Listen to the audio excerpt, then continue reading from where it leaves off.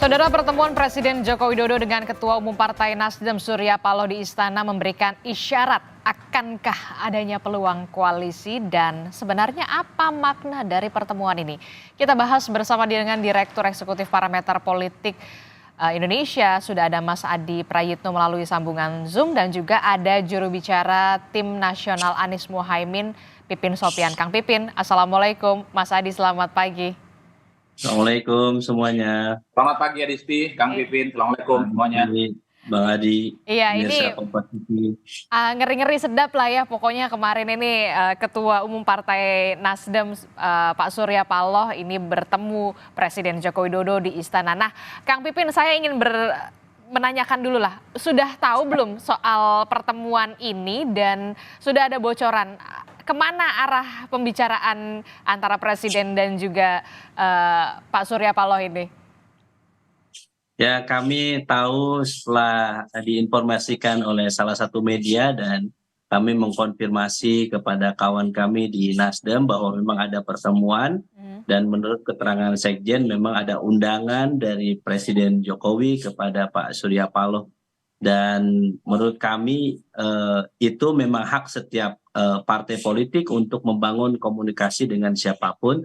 Tapi kami harus sampaikan bahwa saat ini fokus Timnas Amin dan koalisi semuanya adalah bagaimana mengawal suara di masing-masing TPS dan saat ini di PPK untuk memastikan bahwa kecurangan pemilu ini tidak terjadi dan kita sangat berharap bahwa semua kerja-kerja kita memang fokus mengamankan suara. Jadi kita ingin semua tim, semua saksi, semua relawan yang saat ini masih bekerja untuk tetap fokus, tidak perlu terganggu dengan konstelasi-konstelasi politik di tingkat atas.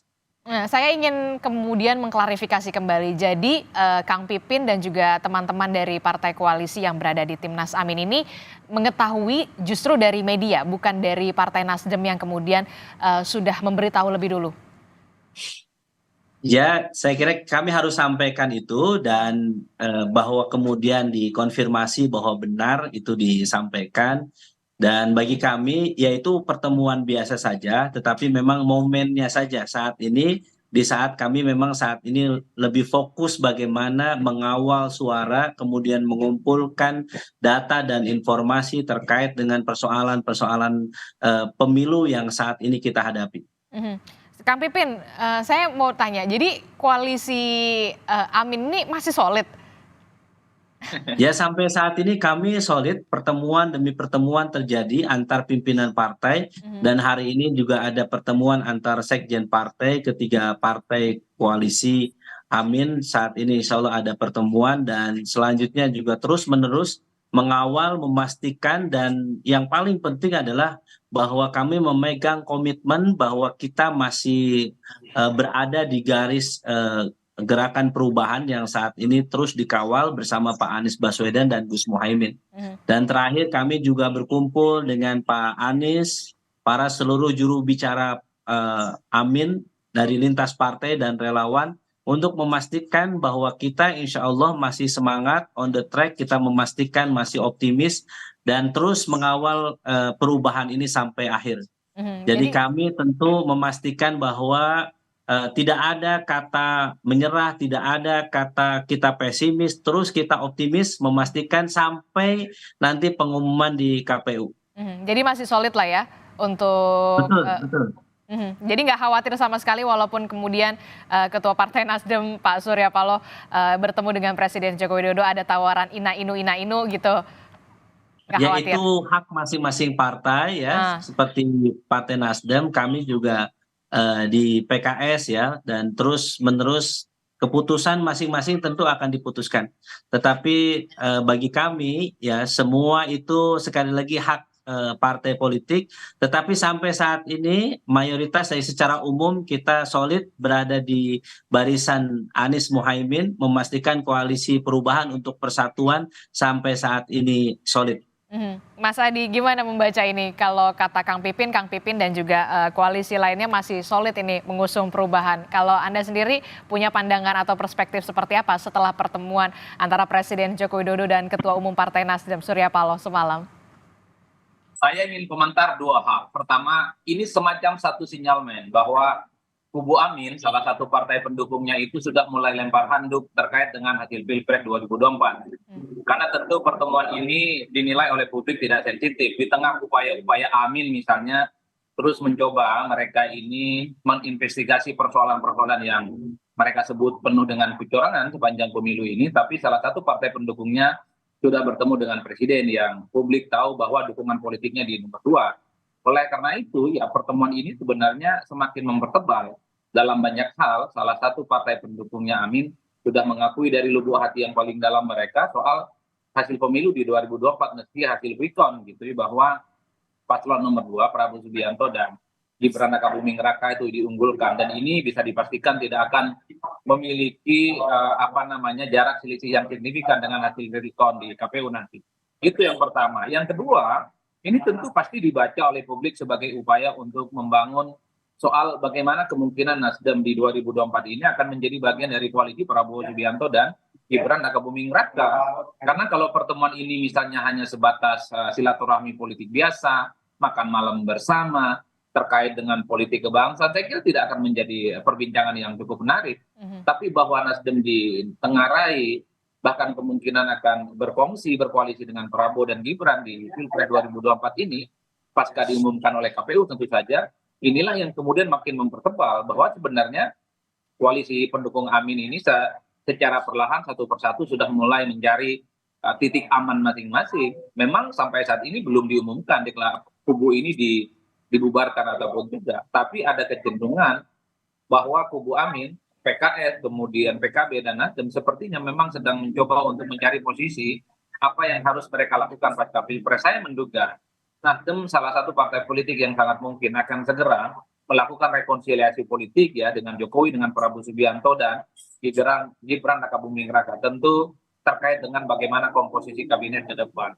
Hanya dua hal itu yang paling mungkin, Adisti, bisa kita baca ya terkait dengan pertemuan dua elit ini. Meski secara persamaan kita tahu rasa-rasanya memang masih keduanya ini masih menutup-nutupi sebenarnya siapa yang paling butuh dalam pertemuan ini. Istana mengatakan ini karena ada permintaan dari Surya Paloh, tapi dari kubu Nasdem mengatakan ini karena diundang bersama dan seterusnya. Ini kan ada semacam gengsi yang ingin ditunjukkan keduanya, meski pada saat yang bersamaan publik tahu ini kan ada perasaan malu-malu yang ingin ditunjukkan bahwa keduanya ini sangat mungkin bersinergi setelah KPU memutuskan siapa nanti yang secara definitif akan menjadi Presiden Republik Indonesia. Ini soal bagaimana kemungkinan Nasdem akan menjadi bagian dari poros politik Prabowo Gibran. Saya kira di situ poin saya. Mas Adi, tapi Anda meyakini kemudian salah satu bahasan yang kemudian paling utama pada saat makan malam itu adalah soal tawaran kemudian untuk merangkul semuanya, salah satunya adalah Nasdem untuk kemudian bergabung ke koalisinya Prabowo Gibran? Mungkin secara eksplisit tidak bisa disebutkan, tapi bahwa kode-kode soal kemungkinan Nasdem berkoalisi dengan kubu Prabowo Gibran melalui Pak Jokowi itu sangat mungkin. Ada satu istilah dalam politik itu yang disebut dengan the politics of the small thing. Jadi pembicaraan soal politik elektoral, soal bagaimana sharing power terkait dengan rekonsiliasi politik pasca Pilpres, itu kan tidak melulu harus dibicarakan dalam ruang-ruang yang cukup serius. Ada pertemuan antar partai, pertemuan antar elit, tapi pembicaraan itu sangat mungkin dilakukan di ruang-ruang makan gitu ya, di tempat-tempat yang kelihatan sederhana.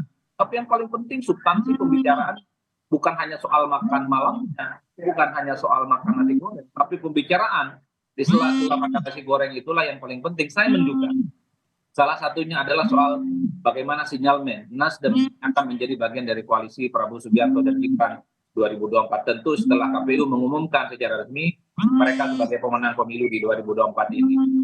Oke, Mas Adi, kalau kita melihat tadi Anda juga menyebutkan satu-satu tampaknya mencari titik aman. Nah, bagaimana kemudian nasib dari koalisi Amin sendiri? Bubar jalan atau seperti apa nantinya? Ya sebenarnya secara tidak langsung koalisi ini ya tinggal nunggu waktu akan goodbye dan wassalam. Karena ada kelihatan memang partai-partai pendukung Amin ini sudah mulai mencari titik posisi dan titik keseimbangan masing-masing. Misalnya PKS itu mengatakan selalu berada di bawah terus berada di poros perubahan, tapi Nasdem pada saat yang bersamaan ketemu dengan presiden. PKB juga tidak jelas sikap politiknya, apakah mereka itu akan berada di koalisi perubahan ataukah akan mencoba untuk mencari peruntungan yang lain. Kalau mengacu pada Prabowo Subianto di 2019 misalnya, setelah mereka kalah dalam Pilpres, Prabowo langsung memimpin pidato bahwa koalisi itu dibubarkan. Jadi partai-partai pendukungnya dipersilahkan untuk memiliki sikap politik masing-masing. Koalisi dengan Jokowi boleh, berada di luar kekuasaan juga boleh. Begitupun ketika Pilpres 2014, Prabowo juga dinyatakan kalah dan Prabowo mengambil alih bagaimana oposisi itu berada di tangannya, sehingga kekuatan politiknya sekalipun presiden kalah di parlemen tetap solid dan tetap kuat. Nah, dalam kasus Amin misalnya, tidak ada pidato resmi yang kemudian ditunjukkan oleh Anies misalnya bahwa apapun yang terjadi di 2024, salah satunya soal kalau mereka kalah dalam Pilpres, andai kala mereka Pilpres, Anies bersama Nasdem, bersama PKS dan PKB akan terus berada di jalur oposisi dan tidak menjadi bagian dari kabinet. Itu belum dilakukan dan tanda-tanda ke arah itu sepertinya tidak kelihatan secara signifikan. Oke, yang kemudian itu yang masih menjadi pertanyaan ya. Salah satunya adalah soal bagaimana kemudian jika nantinya partai koalisi di 01 ini kemudian mencari titik-titik aman. Apakah kemudian PKS bagaimana nasibnya Kang Pipin? Apakah tetap berusaha atau berupaya dengan sendiri ketika PKB ataupun Nasdem kemudian mencari titik aman? Jangan dijawab dulu Kang Pipin, tetap bersama kami di Sapa Indonesia Pagi. Saudara, di Sapa Indonesia Pagi, saudara, kita masih membahas bagaimana dibalik dari pertemuan Presiden Joko Widodo dengan Ketua Umum Partai Nasdem Surya Paloh. Mas Adi, saya mau tanya, tadi kan Kang Pipin bilang tadi katanya kalau Kang Pipin dan juga teman-teman yang lain taunya justru dari media begitu dan baru kemudian meminta penjelasan dari Partai Nasdem. Apakah ada sinyalemen-sinyalemen yang sebenarnya ini bagaimana kok taunya dari media justru, padahal kan koalisinya koalisi Amin gitu, Mas Adi. Ya itulah yang saya sebutkan di awal, bahwa koalisi Amin ini pasca quick count sepertinya sedang mencari aman masing-masing. Bisa Anda bayangkan, Adisti, ya, 3 partai politik pendukung Amin ini tidak tahu satu sama yang lain manuver-manuver politik yang dilakukan oleh elit mereka. Nah, kalau mau jujur sebenarnya pertemuan Pak Surya Paloh dengan Pak Jokowi dalam banyak hal ini kan dianggap sebagai bentuk pengakuan bahwa Pilpres 2024 ini sudah game over. Sudah selesai, pemenangnya itu adalah Prabowo dan Gibran. Padahal kubu Amin sampai saat ini terus berupaya mencari keadilan katanya untuk mengungkap kecurangan-kecurangan yang selalu mereka tuduhkan. Ini yang saya sebut di awal tentang sensitivitas pertemuan antara elit. Mestinya hati, perasaan, dan manuver-manuver politik kubu Amin ini harus ditahan dulu sekalipun mau ada komunikasi dengan kubu nomor 2 ya. Oleh karena itu sebenarnya jadi tidak mengherankan kalau kemudian Kang Pipin ini mengatakan bahwa tahunya pertemuan antara Surya Paloh dan Pak Jokowi itu ya dari media. Itu artinya memang partai-partai pendukungnya Amin sudah tak bisa diharapkan dalam konteks ya bagaimana langkah politik mereka ke depan pasca Pilpres tentu saja. Oleh karena itu ke depan pastinya akan begitu banyak manuver-manuver yang pastinya tak akan diketahui oleh PKS dan Kang Pipin. Jangan-jangan PKB juga sudah melakukan pertemuan-pertemuan yang tidak pernah diekspos dengan publik terkait soal kemungkinan mereka akan berkoalisi dengan di situ poinnya. Kang Pipin, bagaimana ini responnya kalau kata Mas Adi tampaknya lagi koalisi di Amin sendiri lagi mencari titik aman nih. Nah kalau PKS sendiri kan kita udah tahu lah ya 10 tahun berada di luar pemerintahan. Khawatir? Ya, Mas Adi terlalu dini untuk menyimpulkan bahwa koalisi perubahan ini sudah terpecah ya. Jadi kalau kita melihat sampai saat ini alhamdulillah masih solid ya. Komunikasi masing-masing partai itu hak masing-masing ya. Dan kami saat ini fokusnya adalah bagaimana mengungkap ya berbagai potensi kecurangan, dugaan yang selama ini kita kumpulkan dari berbagai relawan. Satu adalah bagaimana politisasi bansos yang begitu masif ketika sebelum pencoblosan. Yang kedua adalah politisasi aparat sipil yang mereka oknum-oknum memobilisasi pilihan. Dan saat ini kita merasakan bagaimana persoalan di KPU sebagai penyelenggara, banyaknya kesalahan, banyaknya kekurangan, banyaknya permasalahan-permasalahan yang muncul. Yang saat ini kami fokus di situ sebetulnya. Jadi lagi-lagi kami harus sampaikan bahwa yang kami saat ini lakukan adalah terus membangun koordinasi, komunikasi antar partai. Dan kami pastikan bahwa ketiga partai ya, ketiga pimpinan partai sudah melakukan pertemuan dengan Amin dan semuanya kompak solid untuk memastikan bahwa kita berada di rel perubahan. Kita memastikan sampai KPU mengumumkan baru kita akan bersikap seperti apa. Jadi sampai saat ini kami harus sampaikan bahwa semua tim masih berjibaku memastikan bahwa real count yang akan kita tunggu. Dan insya Allah mudah-mudahan peluang kita adalah bagaimana kecurangan yang terjadi yang cukup masif di berbagai dan pelanggaran yang kita dapatkan itu tidak hanya masalah angka tetapi bisa jadi nanti muaranya ada di Bawaslu dan Mahkamah Konstitusi. Jadi kita sangat berharap mudah-mudahan nanti keadilan itu akan lahir. Kita ingin melihat bahwa suara itu memang didapatkan betul-betul secara murni, secara bersih, tidak dengan menghalalkan segala cara, tidak dengan cara mempolitisasi bansos, mempolitisasi aparat, dan juga saat ini ada semacam distrust kepada penyelenggara karena persoalan e-rekap yang bermasalah dan kemudian juga persoalan di lapangan, adanya penggelembungan suara dan sebagainya. Jadi saya harus sampaikan bahwa Timnas Amin saat ini fokus di sana. Tim hukum saat ini sedang bekerja dan semua mitra koalisi yang ada di Amin ini masih solid dan memastikan bahwa kita masih berada di koridor yang sama yaitu Koalisi Perubahan untuk Persatuan. Oke, masih solid kalau kata Kang Pipin. Kang Pipin, tadi kan Kang Pipin juga menyinggung katanya hari ini sekjen dari Koalisi Amin akan bertemu ya, akan ada pertemuan. Nah ini juga salah satunya yang penting dibahas apakah kemudian meminta penjelasan dari sekjen Nasdem soal pertemuan ketumnya dengan Presiden Joko Widodo. Ya, pertemuan itu banyak tema ya, banyak judul. Jadi selain mungkin itu yang akan dibahas adalah salah satunya adalah terkait dengan bagaimana data-data yang dikumpulkan oleh tim hukum kami terkait dengan dugaan potensi kecurangan yang saat ini lumayan kita mungkin sampai saat ini kita melihat terstruktur sistematis dan masif. Jadi ini mungkin muaranya bisa jadi salah satu pasangan calon didiskualifikasi kalau memang nanti ada keadilan dari Bawaslu dan MK ke depan. Jadi saya kira nanti kumpulan data informasi itu terus kami kumpulkan se-Indonesia dan saya katakan saat ini masih bekerja, kami masih fokus untuk memastikan bahwa siapapun yang menang, siapapun yang kalah bagi kami yang penting adalah pemilunya jurdil. Tidak ada kecurangan. Itulah concern kami adalah kami siap menerima kekalahan dan kemenangan selama pemilunya adalah jurdil. Tidak ada orang yang curang, tidak ada orang yang melakukan mobilisasi pilihan, politisasi bansos, politisasi aparat dan sebagainya. Oke, nah Mas Adi, tadi kata Kang Pipin sebenarnya siap untuk menang ataupun kalah asalkan pemilunya jurdil. Nah, apa yang bisa Anda baca dari pernyataan-pernyataan dari Kang Pipin ini setelah semalam kita lihat Ketum Partai Nasdem Surya Paloh dengan Presiden Joko Widodo bertemu ini? Ya, saya kira memang kalau dari perspektif PKS tentu saja pemilu itu belum selesai. Mereka ini terus mencari titik-titik kelemahan, kira-kira apa yang kemudian bisa digugat ya, ataupun dipersengketakan nantinya terkait dengan dugaan kecurangan yang selalu dimunculkan kepada publik. PKS tentu sebagai pengusung Amin ingin menegaskan apapun yang terjadi, kalah menang itu persoalan biasa yang penting dilakukan dengan cara-cara tidak benar. Kalau yang digunakan cara tidak benar, ada kecurangan, ada misalnya mobilisasi aparatus kekuatan, pastinya PKS ini mencoba untuk menempuh jalur-jalur hukum. Tentu MK adalah salah satu jawabannya.